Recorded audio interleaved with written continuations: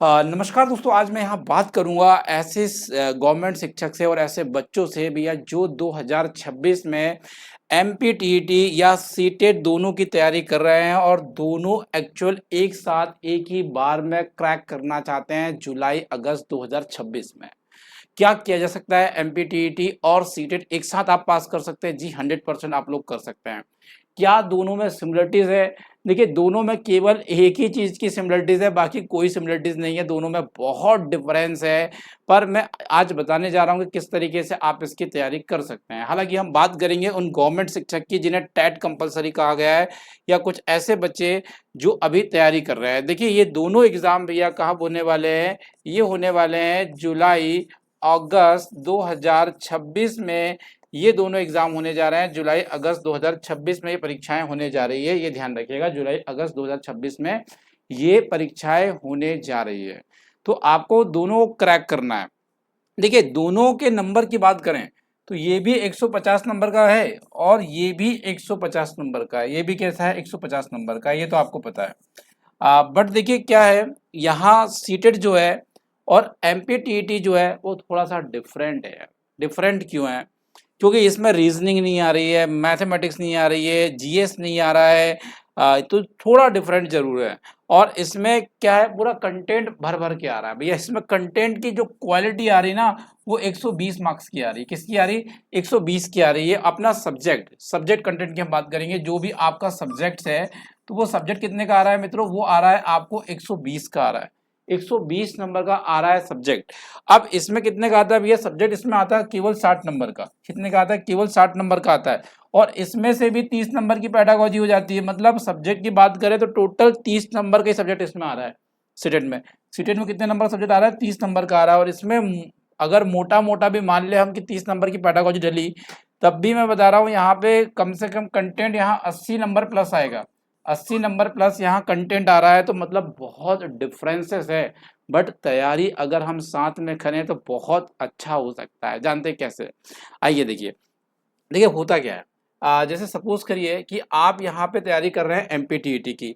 अब यहाँ subject wise होता है। जैसे कि सपोज करिए आपका सब्जेक्ट सोशल साइंस है तो आप एसएसटी ग्रुप के हो गए, या आपका सब्जेक्ट मैथ्स एंड साइंस है तो आप एक्चुअली क्या होगा? मैथ्स एंड साइंस के हो गए। अब इसमें भैया आपको कंटेंट प्लस पेडागोजी आ रही है 120 मार्क्स की। तो एक्चुअल आपको क्या करना पड़ेगा? पूरा कंटेंट पढ़ना होगा। क्या करना होगा? पूरा कंटेंट पढ़ना होगा। ध्यान रखना, पूरा कंटेंट आपको पढ़ना होगा।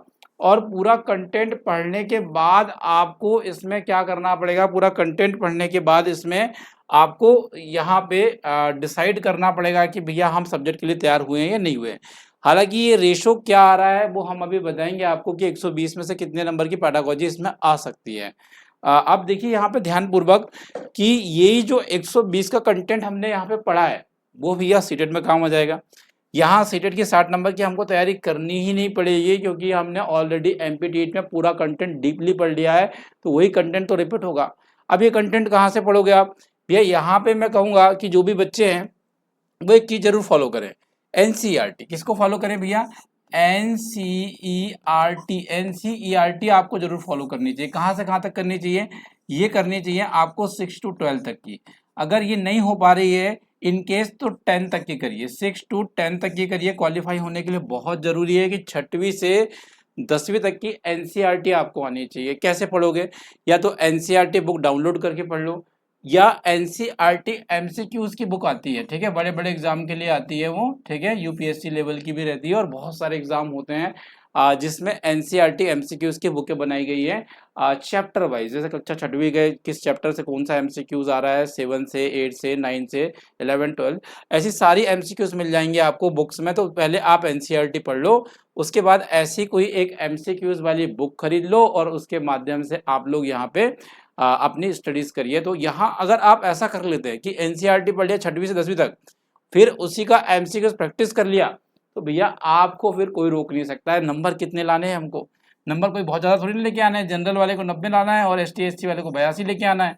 अरे इतना कर लोगे, एनसीईआरटी पढ़ लोगे, एमसीक्यूज लगा लोगे, 120 में से 80 तो कहीं नहीं गए। अगर ज़्यादा भी गलत करोगे, क्या करोगे, 40 नंबर का गलत भी करके आ गए, तब भी 80 नंबर तो इसी में आ जाएंगे। 10 नंबर दूसरे सेक्शन में डालेंगे, वैसे ही क्वालिफाई हो गए हम लोग। वैसे ही क्वालिफाई आ गए, पर ज़्यादा आ जाएंगे अगर ऐसा कर लोगे आप, तो ना ज़्यादा नंबर आ जाएंगे।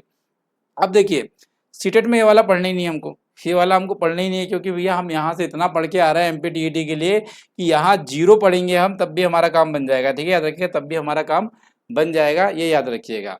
अब आगे हम लोग चल रहे हैं, होगा क्या देखिए, ये एमपीटीईटी का सिलेबस आप लोग देख पा रहे हैं, ध्यान दीजिएगा, ये एमपीटीईटी का सिलेबस है, ध्यान से देखना। जिसमें देखिए समान हिंदी आपको आ रहा है 8 नंबर का।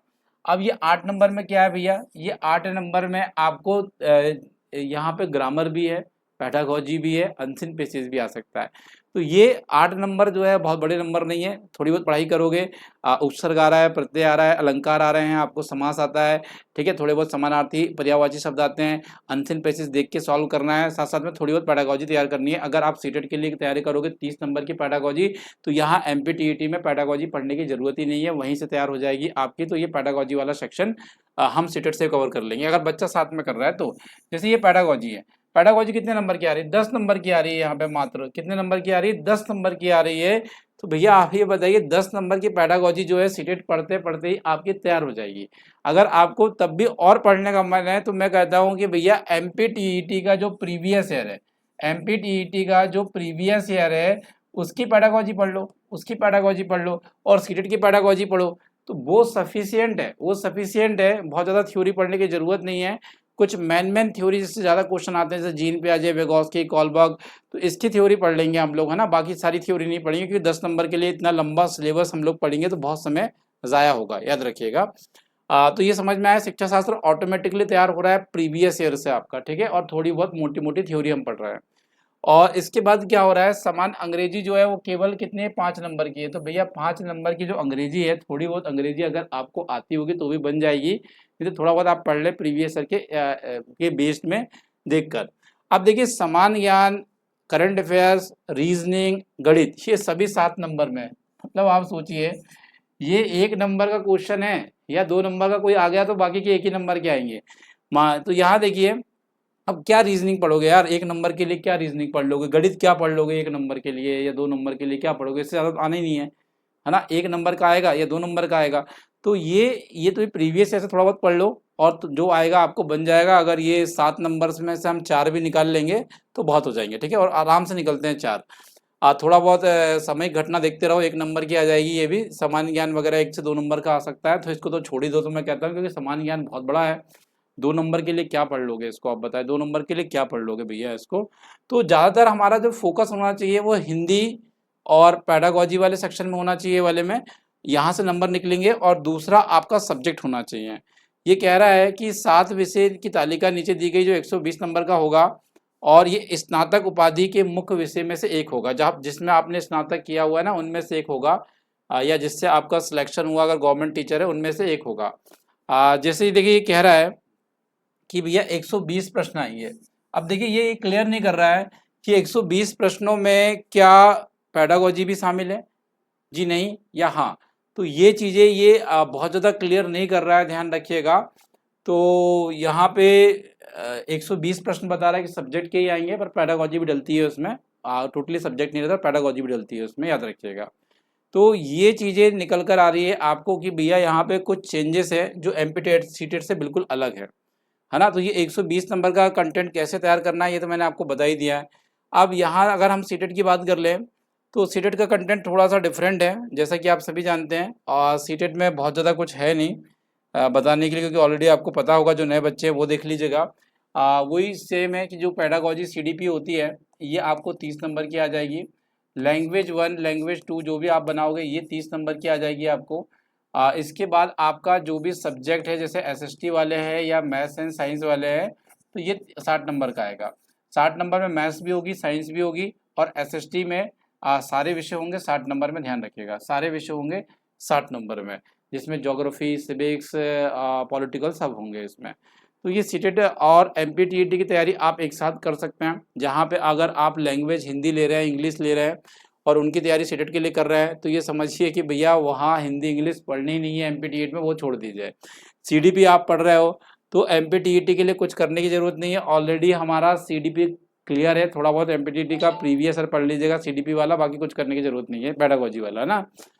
एसएसटी अगर आप पढ़ रहे हो, मैथ्स एंड साइंस पढ़ रहे हो, तो अगर ये एमपीटीईटी के लिए पढ़ रहे हो 120 नंबर वाले में, तो ये 60 नंबर का ऑटोमेटिकली तैयार है, यहाँ कुछ बहुत ज़्यादा परेशान होने की ज़रूरत है ही नहीं, मैं आपको बता दूँ।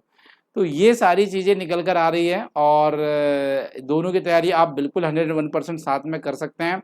पेपर 2 में सब्जेक्टिव वाइज अगर हम बात करें तो एनसीईआरटी का एक इम्पॉर्टेंट रोल होगा, ध्यान रखिएगा। इसलिए एनसीईआरटी इम्पॉर्टेंट रोल है, तो एनसीईआरटी पढ़कर जरूर जाएं। अगर एग्जाम अच्छे से क्रैक करना है तो एनसीईआरटी पढ़ें, एनसीईआरटी एमसीक्यूज प्रैक्टिस करें, और सीटेट वाले बच्चे प्रीवियस ईयर को जरूर पढ़ के जाएं, क्योंकि बहुत बड़ा प्रीवियस ईयर है, और एमपीटीईटी वाले भी उसके बाद प्रीवियस ईयर जरूर पढ़े।